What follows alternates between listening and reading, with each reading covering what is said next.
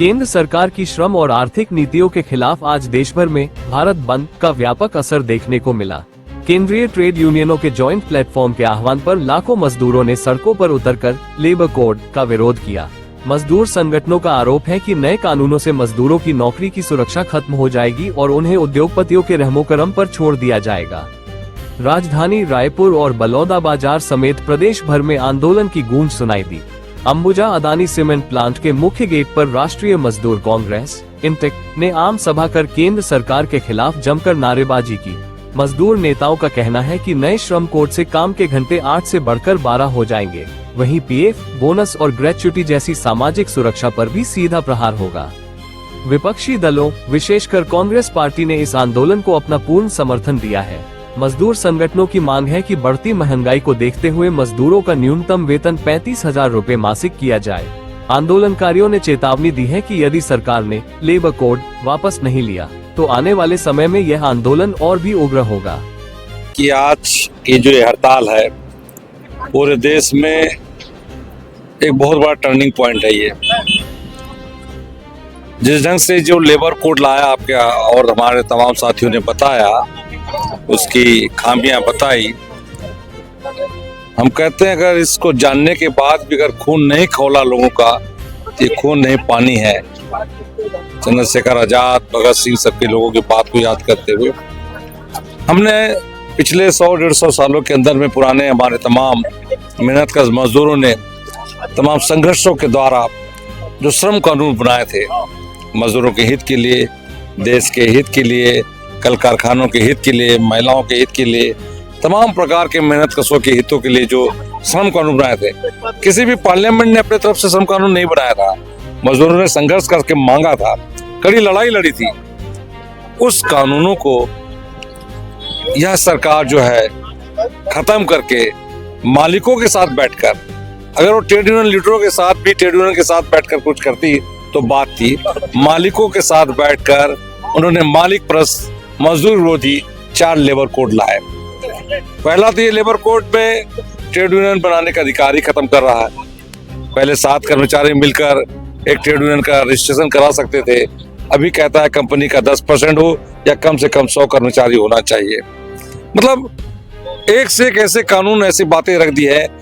नया नया चेहरा तो दिखा रहा है उसमें कि बड़ा हमने संशोधित करके लाया है, अभी तक जो कमियां थी उसको पूरी कर रहे हैं, पर उसके अगर अंदर देखेंगे तो फैक्ट्री एक्ट पूरी तरह से खत्म करने जा रहा है। कल तक जहां 50 और उसके बाद 100 वर्कर के अंदर में फैक्ट्री एक्ट लागू था, आज उन्होंने 300 कर दिया बढ़ा के।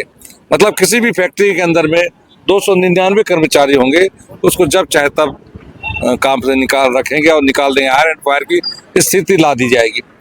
महिलाओं को रात्रिपालिका बात है।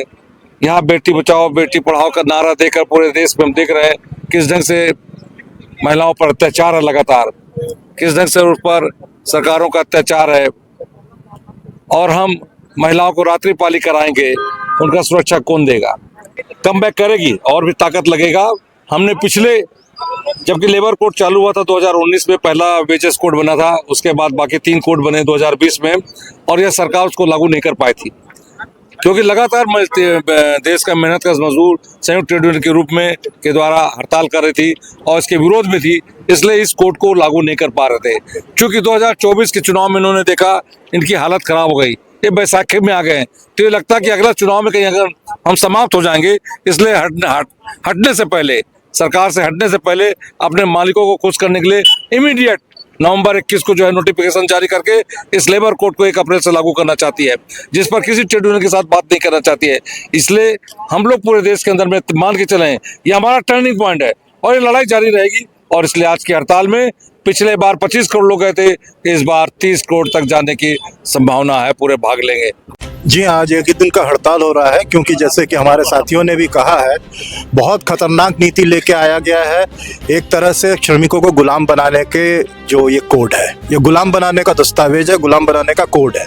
आप इसके कुछ प्रावधानों पर नजर डालिए। अगर कोई 1 दिन का अनुपस्थित रहता है बिना बताए, किसी भी कारण से अगर वो बिना छुट्टी पारित कराए 1 दिन अनुपस्थित हो जाता है तो 8 दिन का वेतन काटने का प्रावधान है।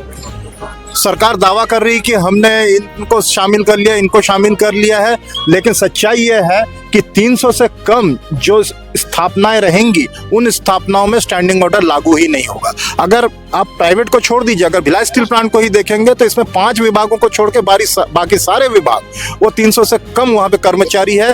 तो ये मान के चलिए कि आने वाले दिनों में ऐसे जगह में प्रबंधन की मनमानी चलेगी। वहां किसी भी तरह का कोई नियम, कोई अवकाश के नियम, किसी भी तरह का अनुशासनात्मक कार्रवाई के नियम, किसी भी तरह का कोई नियम, काम के घंटे का नियम, कुछ नहीं रहेगा। प्रबंधन के मनमानी के आधार पर लोग काम करेंगे। देखिए, 2019 में बीजेपी सरकार ने केंद्र में आते ही एक ऐसे कानून को लाने का प्रयास किया और एक दस्तावेज बनाया जिसे कि वो 4 लेबर कानून के रूप में इंगित कर रहे हैं। पर मुझे ऐसा लगता है कि वो लेबर कोड की जगह वो गुलामी कोड के रूप में इंगित किया जाना चाहिए, क्योंकि ये 4 कानून आने के बाद देश का हर मजदूर गुलाम की जैसी जिंदगी जीने के लिए मजबूर हो जाएगा। आज 8 घंटे काम करने की जो नियम है उसको 12 घंटे का करने का प्रयास किया जा रहा है। महिलाओं को रात्रिपाली, यानी कि महिलाएं आज वैसे भी सुरक्षित नहीं है, अगर आप रात्रिपाली में अगर उनकी ड्यूटी लगा रहे हो तो कितना सुरक्षित रहेंगे वो कहने की बात अलग है। उसके बाद जो वेतन का जो एक उन्होंने स्ट्रक्चर बनाया है, वो वेतन भी ये बता रहा है कि 12 घंटे जो 8 घंटे काम करके हमको पैसे मिल रहे हैं वही 12 घंटे मिलेगी। यानी कि पूरे कानून जो है पूंजीपतियों और बड़े उद्योगपतियों के लिए ही बनाए गए हैं। इसका सारे देश भर में संयुक्त ट्रेड यूनियन के द्वारा लगातार विरोध किया जा रहा है और आज एक दिवसीय बंद का, हड़ताल का आयोजन किया गया, जो कि पूर्णतः मुझे लगता है कि सफल है और लोग इसमें स्वतः आगे आकर यूनियनों के साथ खड़े हैं। हमारी यही मांग है कि ये कानून वापस होने चाहिए ताकि आने वाले समय में मजदूर अपने जो अधिकार के लिए लड़ भी सके। यूनियन बनाने का अधिकार छीन लिया गया है। आपका वर्क स्टैंडिंग ऑर्डर जो होते हैं उसको विलय करके उसको जीरो किया जा रहा है। ट्रेड यूनियन बनाने के लिए जब आप जाएंगे तो उसमें आपके प्रावधान ऐसे रोड़े अटका दिए गए हैं कि वो आप ट्रेड यूनियन भी नहीं बना सकते और हड़ताल का अधिकार छीना जा रहा है। कुल मिला के ये है कि आप गुलाम की जिंदगी जो 1947 से पहले देश था उससे भी विपत्त स्थिति में लाने का प्रयास किया जा रहा है। और भारतीय जनता पार्टी की जो नीतियां हैं देश को खोखला करने पे आमादा है, क्योंकि Adani, Ambani, east India company की तरह ऐसे ही प्राइवेट बहुत पूंजीपति देश को गुलाम बनाने के लिए और खोखला करने के लिए आमादा है। एक दिन के हड़ताल से पेंशन को असर आएगा? बिल्कुल, प्रबंधन और देश के जो भी यहाँ की LIB रिपोर्टिंग जाएगी, ये निश्चित है कि कई बार ऐसा होता है कि आंदोलनों में बहुत अधिक लोग नहीं दिखते हैं लेकिन अंदर अंदर आग जल रही होती है। और मैं तो यही अनुरोध करूंगा जो केंद्र सरकार से कि इस आग को पेट्रोल डालने का काम ना करे, क्योंकि अगर देश जलेगा तो स्वाभाविक है कि हम देशवासी भी उससे प्रभावित होंगे। तो देश को जलने से बचाए नरेंद्र मोदी, यही हमारी अपील है।